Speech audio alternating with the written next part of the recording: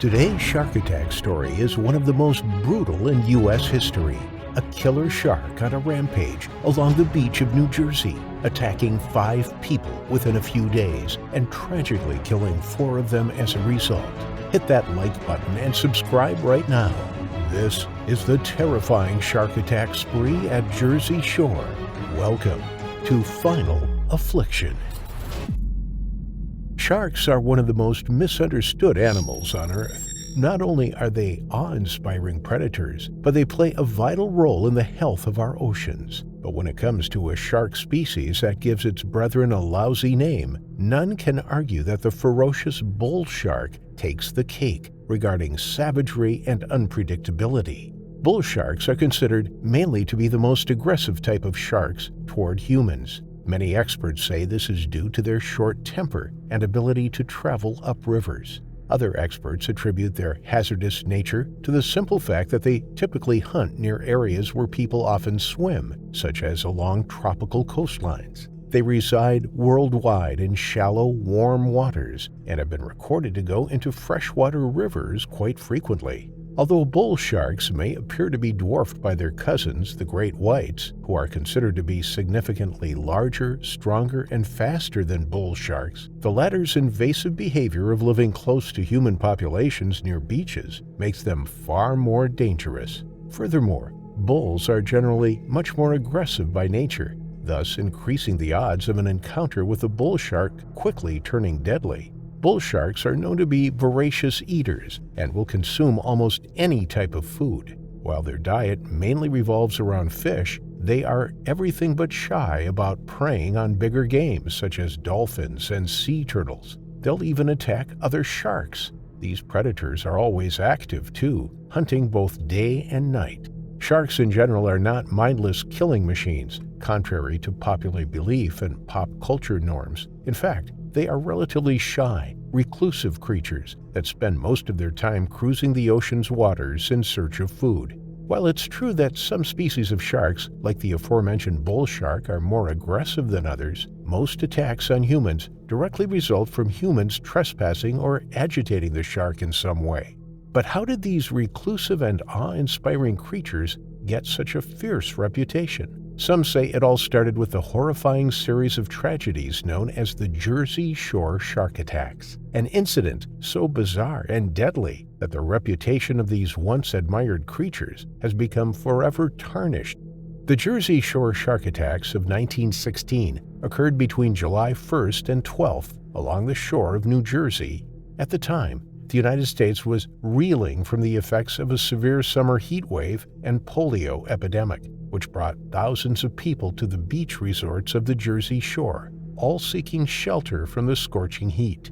With so many bystanders gathering so close to an area with many reported shark sightings, it was only a matter of time before horror ensued. The first large-scale attack was on Saturday, July 1st at Beach Haven. This is a resort that is located on Long Beach Island, which is off the southern coast of New Jersey.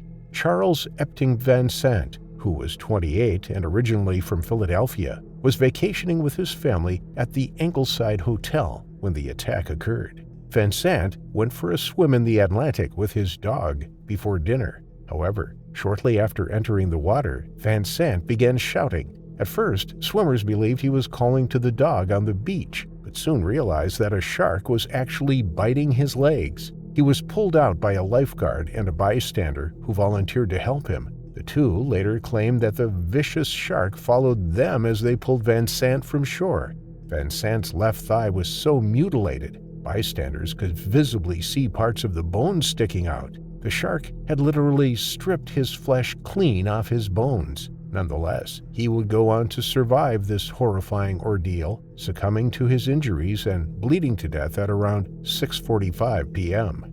After the first incident in Beach Haven, scientists and the press were reluctant to blame the death of Charles Van Sant on a shark.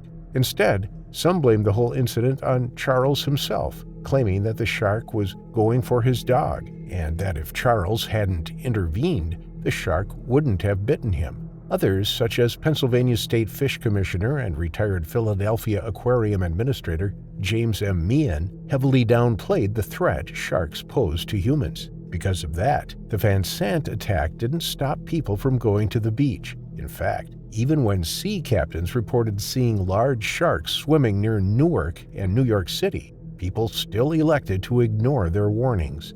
Another tragedy of its kind occurred just 45 miles north of Beach Haven in Spring Lake, New Jersey, proving that these reports were not unfounded.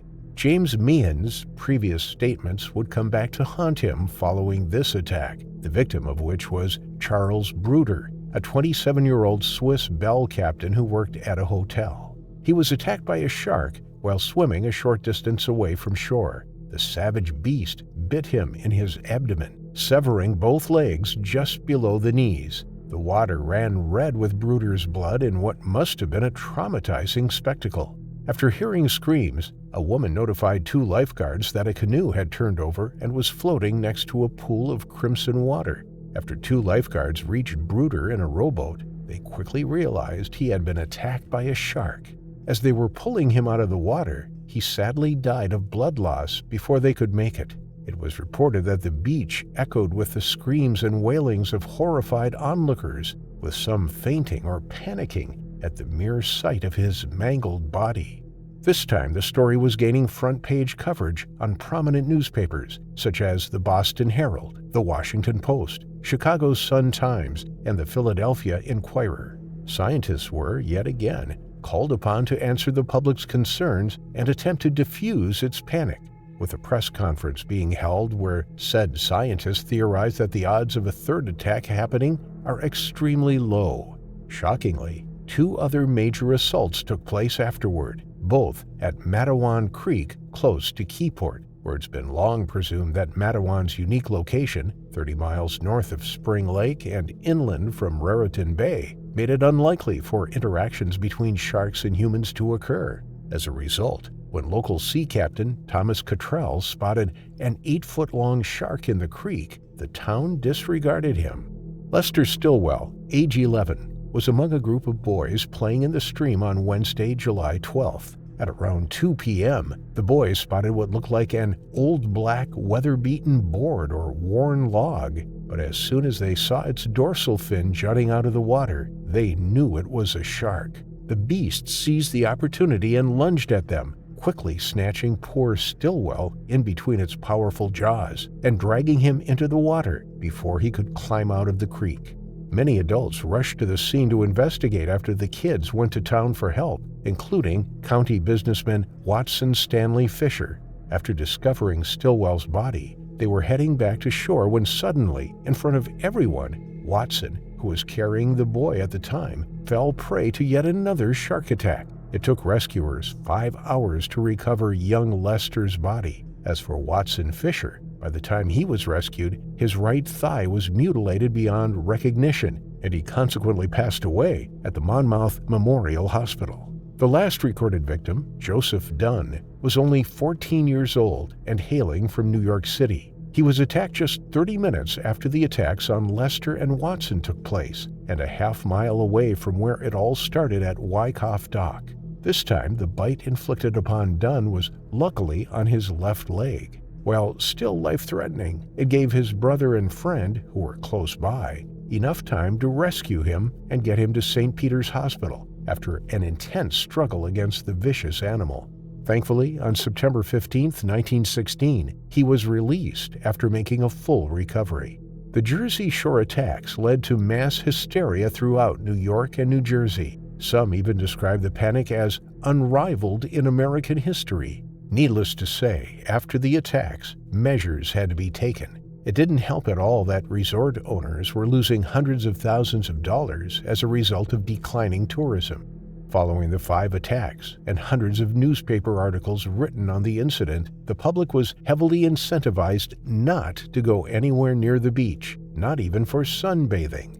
In the face of public outcry, shark hunts became common along the coasts of New Jersey and New York. Governor James Fairman Fielder of New Jersey proposed a plan that would award individuals for every shark they killed, leading to what is now known as the largest-scale animal hunt in history. On July 14th, only 2 days after the final attack in Matawan Creek, fisherman Michael Schleicher caught a 7.5-foot, 2.3-meter, 325-pound, 147-kilogram shark while fishing nearby in Raritan Bay. The shark was close to sinking the boat before Schleicher killed it with a broken oar. When he cut open the shark's belly, he found what he called a suspicious fleshy material, along with some bones that weighed 15 pounds. Scientists later identified the shark as a young great white, and the ingested remains were found to be human. No further attacks were reported along the Jersey shore in the summer of 1916 after this, prompting known experts to declare that Schleicher's great white shark was the one and only Jersey man-eater. However, in 2002, some experts speculated that the long-presumed perpetrator of such attacks, the great white shark, may not be guilty of as many assaults as commonly believed. In the end, after much speculation and years of research, it was discovered that the 1916 shark attacks in New Jersey, as well as many other similar incidents, might have actually been caused by the lesser-known bull shark due to its ability to migrate in freshwater environments, unlike other shark species. Nonetheless, the infamous Jersey Shore attacks of 1916 were not only one of the most bizarre and brutal series of shark attacks in recorded history, but also ensured that the reputation of sharks everywhere would forever be besmirched. It's important to remember that sharks are not the indiscriminate killing machines that they're often made out to be. The majority of shark species are actually shy, retiring creatures that pose very little threat to humans. With that being said, it's still crucial to be cautious and respectful when entering the waters where sharks live. After all, we are invading their territory, not the other way around. Hopefully, with a better understanding of these creatures, we can learn to coexist peacefully and not have to suffer the horrible consequences of a direct encounter with these terrifying animals, an encounter that for many is followed up by their horrifying final affliction.